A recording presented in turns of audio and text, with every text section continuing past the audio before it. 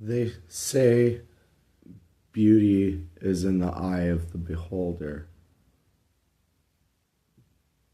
but inherently that must mean that there is a silent beauty to everything.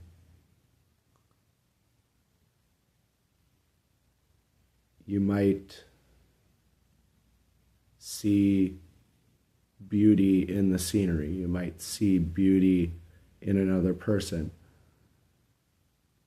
And you might be repulsed by something else, but that might be what somebody else finds beautiful, right?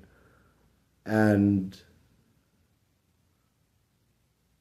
I'm not saying that attractability is beauty. I'm saying that beauty comes in the form of purity. If you are a pure individual, you are a beautiful person. If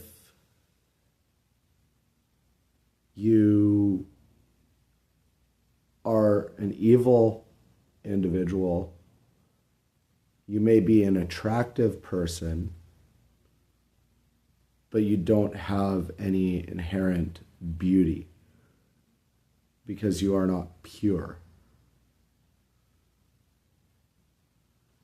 And purity is not measured in beauty. Purity is not measured in a level-based system. There isn't less pure and more pure. There is only purity. Where the beauty comes out of from the purity is how you are defined through your struggles and your challenges and the different circumstances you face and how you handle them. That becomes what is beautiful about you. If you are corrupt inside, despite that you might have an inherent attraction, you use it in a way that is quite ugly. And it begins to show in your character and in your qualities of being. And it even begins to manifest itself physically.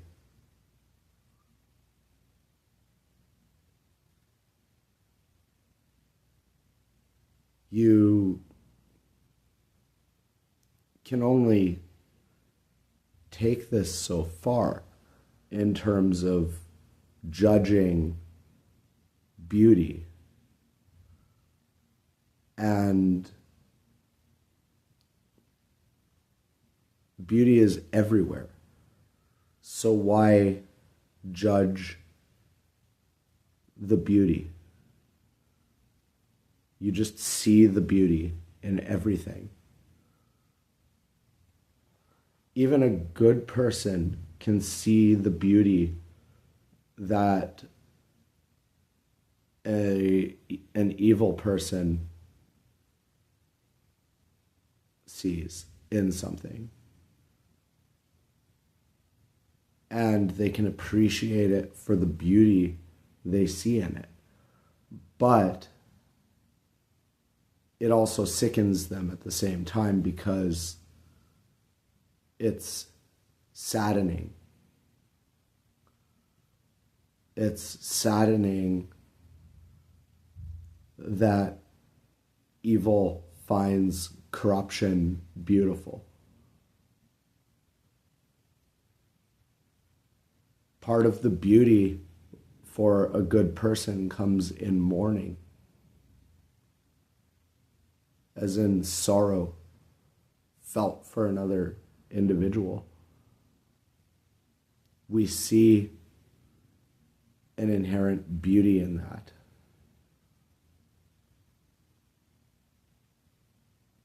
You might say that an ashtray sitting on a wooden table, or even an ashtray sitting on a plastic chair, isn't beautiful. But if you just look at the silence of it, rather than judging it for not being able to do that much for you, then it becomes inherently beautiful. You might think that a bottle of water is not beautiful, but if you think about the water being gathered by the earth to be provided for us on a level that virtually any of us can go and get somewhere, at least in this part of the world. You know, there's a beauty to that effort, right? And also that bottled water stays fresh long enough to bring to other places that don't have fresh water is a beautiful thing. You know? Like the thought put into it is beautiful. You know, even if the plastic is ugly, the water being inside the plastic to bring to someone else, and that water can still be fresh, is an inherent beauty in and of itself, which makes the plastic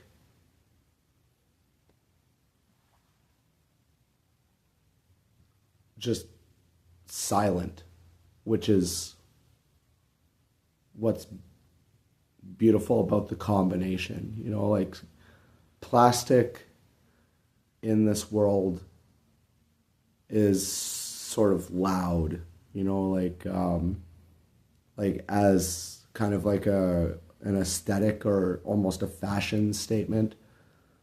Plastic is sort of loud. It's sort of invasive. It's everywhere, right? It's not one of those good things. Plastic is one of those destructive parts of nature that have to do with corruption. But the fact that it stays silent to transport water is beautiful. I can appreciate that. There's a beauty to it.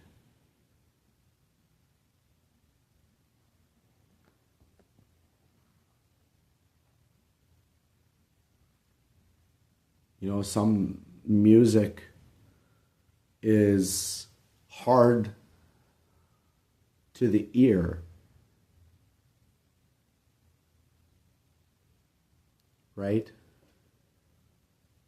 But if the message being gotten across is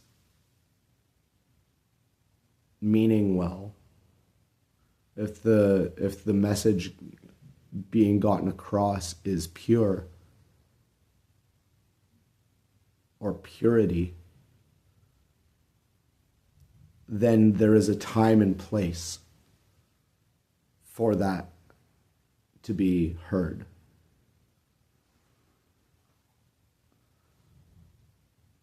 You might not listen to something like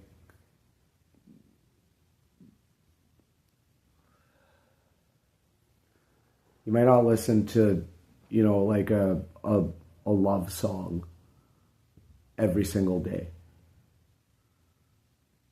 But you will listen to that love song when it's in your heart, and then you can appreciate it, right?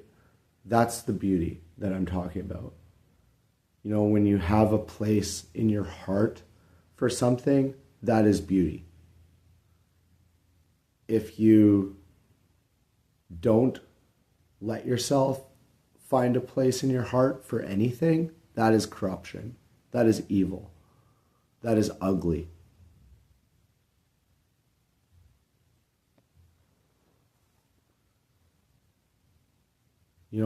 My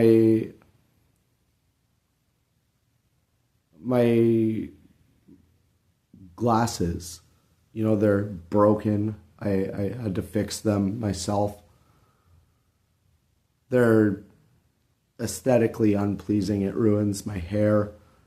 It messes with the whole thing, right? But to me, the idea that I did something for myself that saved me a lot of time and effort that I would have otherwise spent in practically complete blindness, and like in a way it saved like an aspect of my life. That's sort of a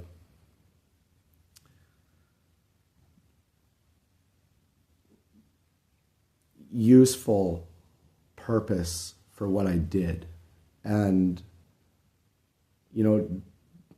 despite that, like, I would rather not need glasses, the glasses in and of themselves allow me to see as I would without them.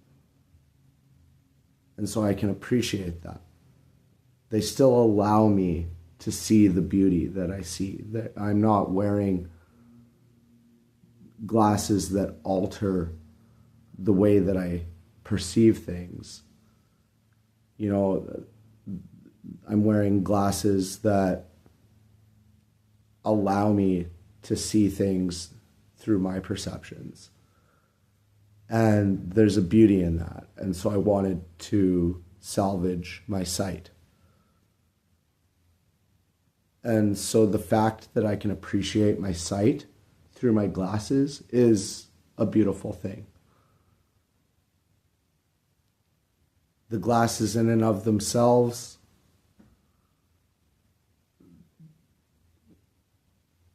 I could care less about, but, at the same time, I just have to move on with that, and so it's something that one day I'll be able to move on from. And there's an inherent beauty to that also. One day I might decide, I'll live with blurry vision. I can appreciate what I see equally either way. I'll have spent enough time without my glasses as well as with my glasses that I'll appreciate both equally, if that makes any sense. Like it could be that way, and I find a beauty in that sort of thing.